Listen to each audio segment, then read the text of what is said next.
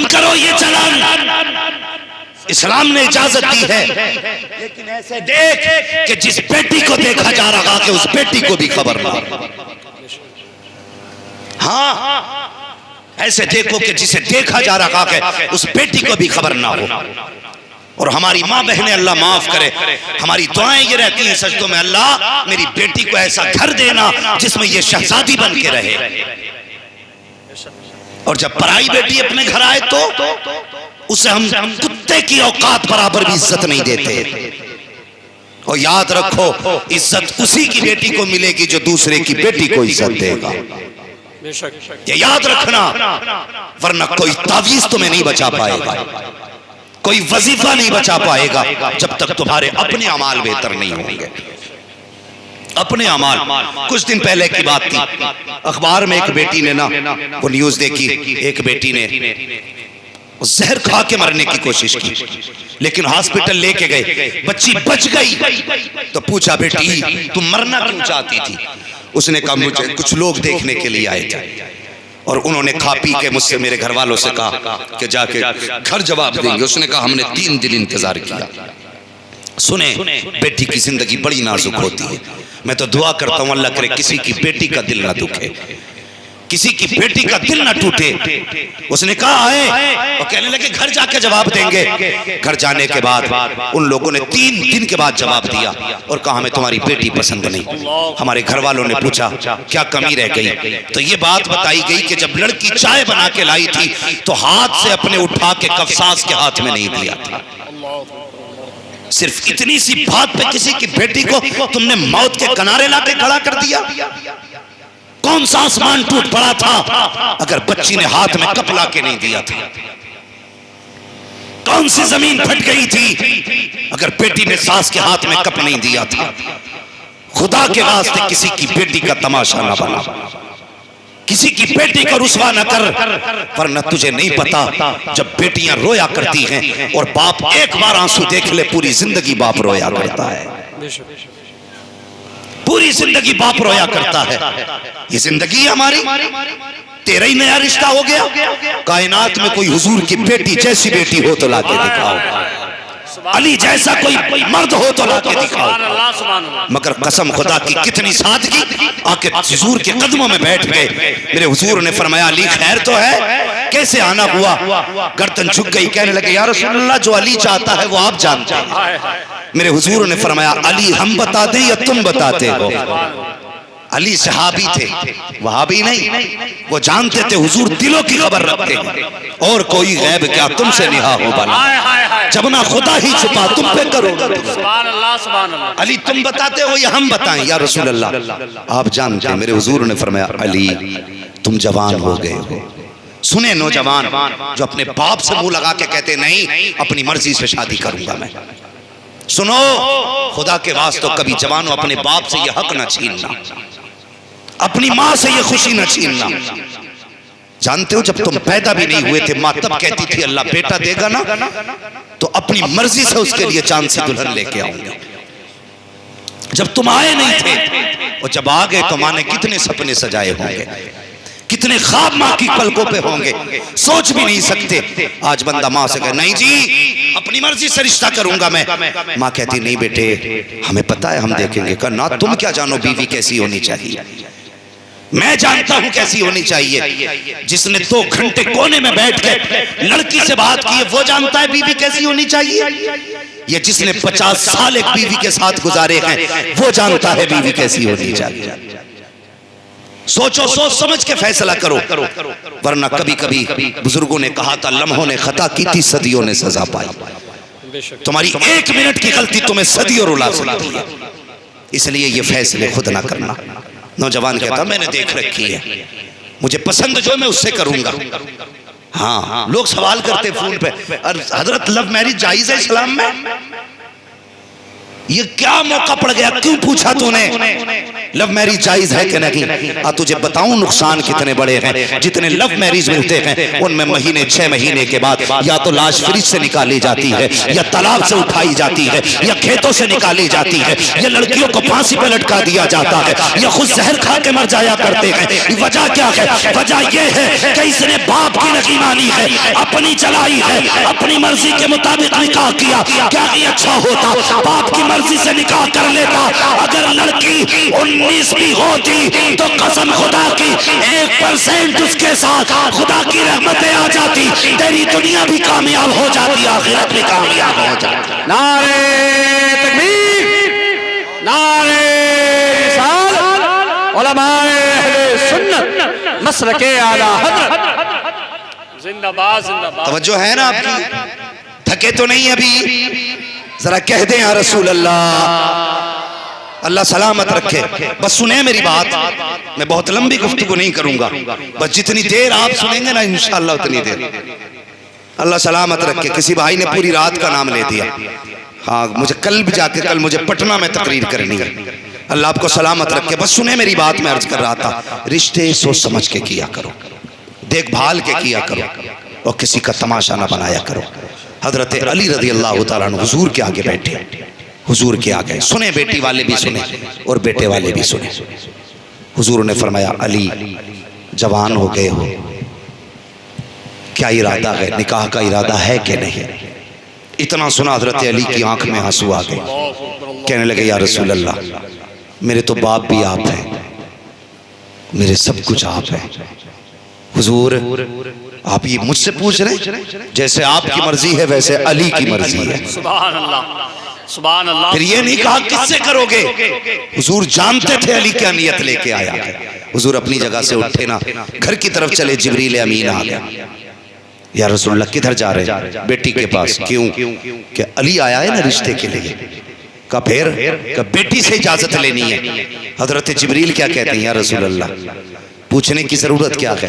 रब ने फैसला फरमा दिया है, अली के लिए फातिमा से बेहतर जमीन पे कोई लड़की नहीं है, और फातिमा के लिए अली से बेहतर जमीन पे कोई जवान ही नहीं है। सुभान अल्लाह, सुभान अल्लाह। ऐसा करें ना, ये रिश्ता तो रब ने कर दिया है, आप भी कर दें। हुजूर फरमाते हैं, जिब्रील मालूम है मुझे भी। फिर फरमाने लगे, कुछ उम्मत को भी सबक देना है, कुछ उम्मत को भी सबक देना है। सुने बहुत गौर से जो बात करने लगा, और चैनल वालों से गुजारिश है, जितनी बात हो उतनी डाला करो, इधर की पूंछ उधर की नाक ना पकड़ा करो, बात पूरी रखा करो, और गौर से सुनो मेरी बात। हुजूर ने फरमाया, जिब्रील उम्मत को भी सबक देना है, घर तशरीफ लाए, घर तशरीफ लाए। मुझे बताओ, हुजूर क्या नहीं जानते? जब हुजूर मदीने से हम गुलामों की महफिल को देख सकते हैं, तो हुजूर अली के दिल को नहीं देख सकते थे? बेटी के दिल को नहीं देख सकते थे? और बेटी भी कैसी बेटी? फातिमा ज़हरा जैसी बेटी, जो जीती ही हुजूर को देख के हो, जिसकी जिंदगी हुजूर की रजा हो, उससे मुस्तफा कहते हैं, पूछने जा रहा हूं, मुझे बताइए कि हम भी कभी बेटी की मर्जी चाहते हैं? कभी कोशिश की हमने बेटी की मर्जी जानने की? जो जितना बड़ा जमींदार है ना, वो उतना ही बड़ा जुल्म करता है। जिन लोगों को नाक की बीमारी होती है ना, मेरी नाक कट जाएगी, वो उतने बड़े जालिम होते हैं। गए, कोई आ गया, भाई फला आया है रिश्ते के लिए, प्रधान क्या रहा है? प्रधान ने ना आओ देखा ना ताओ। ठीक है भाई, नाक रगड़ लाए तो फिर हमारी हाँ है। ये रिश्ते हो रहे, उसने नाक रगड़ी है तो फिर हमारी हाँ है। और बच्ची से भी पूछ, तेरी क्या मर्जी है? लेकिन जब बेटे के रिश्ते करते हैं ना, तो 6-6 बार कहता, बीवी से पूछना, इससे फला जगह रिश्ता करके आया हूं, इसकी क्या राय है? फला जगह रिश्ता किया, क्या मर्जी है? लड़का कह देता, मुझे नहीं करनी है, रिश्ता कैंसिल, दूसरा कैंसिल, तीसरा कैंसिल। क्यों? ये जानता है अगर इसकी आज बात ना मानी, ये निकाह के वक्त भी नाराज हो सकता है, बारात से भी लौट के जा सकता है, वहां से भी भाग सकता है। इसलिए बेटे की हर बात मानी जाती है। बेटी से क्यों नहीं पूछा जाता? सिर्फ इसलिए कि बेटी बेटी हुआ करती है, वो कभी बाप के फैसलों को टाला नहीं करती है। बाप जब रिश्ते करके आता है कभी बेटी ये नहीं कहती है अब्बा बता तो सही जिसके हाथ में हाथ देने का फैसला किया है उसका रंग गोरा है या काला है, जिसके साथ तूने मेरी जिंदगी का बंधन जोड़ा है बता वो शराब पीता है कि जुआ खेलता है। कभी बेटियां ये नहीं पूछा करती है ए बाप जिसके साथ मेरी जिंदगी का फैसला किया है बता तो सही वो काना तो नहीं है, नूना तो नहीं है, लंगड़ा तो नहीं है। और कितने रिश्ते ऐसे भी हुए हैं कि बेटियां तो बीए पास है लेकिन लड़के गूंगे थे। जब निकाह पढ़ाने की बात आई, जब बेटों से इजाजत की बात आई तो कुछ बोल ना सका। जब मौलवी इजाजत लेने गए बच्ची ने साइन किए, राइटिंग देख के कहा बेटी क्या तू पढ़ी लिखी है? बच्ची ने कहा बीए पास हूँ। कहा बता तो सही अगर बीए पास है तो तूने गूंगे से रिश्ता क्यों कर लिया? इसके साथ जिंदगी कैसे गुजारेगी? बच्ची की आंख में आंसू आए। उसने कहा मौलवी मैं भी चाहती थी मेरा हमसफर ऐसा हो जो अपने मन की बात मुझसे कह सके, मेरी जिंदगी का साथी ऐसा हो जो मीठी बोली बोल सके। लेकिन एक दिन मेरे बाप ने घर में आके कहा बेटी मैंने फला को जबान दे दी है लेकिन उसके बेटे की जबान नहीं है। कहा मौलवी जब बाप ने इतना कह दिया था मैंने बाप की जबान के लिए अपनी जबान कटवा दी थी, उसी दिन से बोलना बंद कर दिया था। मौलवी साहब जाइए निकाह पढ़ाइए। कहा बेटी तेरी जिंदगी कैसे गुजरेगी? उसने कहा मेरी तो कट जाएगी जैसे कटेगी। अगर बाप की इज्जत चली गई तो न बेटी जिंदा रह सकती है न बाप जिंदा रह सकता। नारे तकबीर, नारे रिसालत, उलमाए अहले सुन्नत मसलके आला हज़रत। सोच समझ के फैसले किया करो बेटियों के, पूरी जिंदगी का साथ होता है।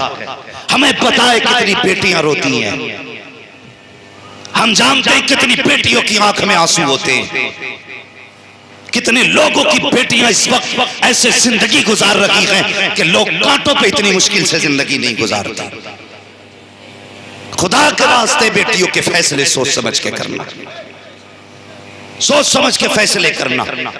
आज एक रस्म चली आ रही है बेटियों के गले काटने की रस्म। मैं ये नहीं कहता बेटी ने सही किया या गलत किया, किसी के साथ अगर उसका ताल्लुक था, मैं इसकी हिमायत नहीं करता कि किसी की बेटी किसी के साथ बाप की इज्जत उछाले। सबसे मनहूस है वो बेटी जो बाप की जिल्लत का सबब बनती है। ऐसी बेटी से कोई हमारा लेना देना नहीं, लेकिन बापों से भी गुजारिश है अगर आपकी बेटी आपके उसूल के खिलाफ है तो गला काटने का हक आपको नहीं है। ये जिंदगी खुदा ने दी है तो लेने का हक भी उसी को है। तुम्हें किसी की जान लेने का हक नहीं है। अगर ऐसा करोगे तो जहन्नम में जलोगे। खुदा के रास्ते ये जो बड़ा जुर्म खुल गया है, एक जुर्म के बाद दूसरे जुर्म का दरवाजा खुला। कई बेटियों की गर्दनें बापों ने काटी। खुदा के वास्ते ये तस्वीर जमाने को न दिखाओ कि इस्लाम के मानने वाले इतने कट्टर दिल होते हैं। तुम्हारी एक गलती पूरे मजहब को बदनाम कर सकती है। हाँ, अगर तुम्हारी बेटी से नहीं बनती, अगर वो राजी है निकाह कर दो, कभी सूरत मत देख, ये कर सकता है। मगर खुदा के वास्ते किसी की जान ना लेना, किसी की जान ना लेना।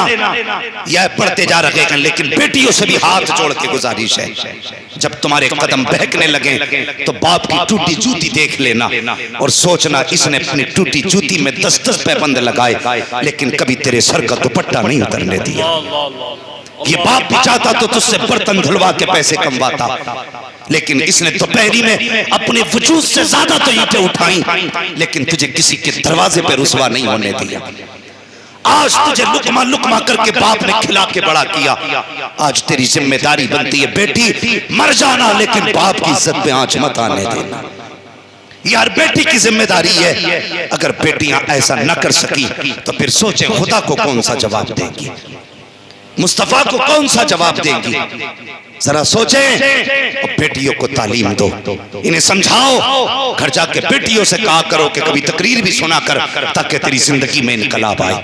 हमने जितनी बड़ी एलसीडियां लगा रखी हैं रिमोट पड़े रहते हैं, चैनल पे चैनल बदले जा रहे हैं, नाटक तमाशे देखे जा रहे हैं। खुदा के वास्ते बेटियों को कनीज़े फातिमा ज़हरा बना लो, सैयदा फातिमा ज़हरा के किरदार की किताबें दे दो, ताकि ये सीखें कि औरत को और बेटी को कैसे होना चाहिए, किस तरह रहना चाहिए। बेटियों, तुम्हारी इज्जत इतनी भी सस्ती नहीं है जो टकों के ऊपर बेच दी जाए, इतनी भी सस्ती नहीं है कि लोग गाड़ियों की लालच में तुम्हारी इज्जत के सौदे कर दें, इतनी भी सस्ती इज्जत नहीं है तेरी कि कोई सोना दिखा करके तेरी इज्जत लूट के ले जाए। तुझे पता है तेरी इज्जत कितनी कीमती है, कितनी कीमती इज्जत है, खुदा की कसम सोच भी नहीं सकती। मुस्तफा फरमाते हैं, ए काबे, तेरी इज्जत अपनी जगह है, लेकिन मेरे उम्मत के मोमिन की इज्जत भी अपनी जगह अलग मकाम रखती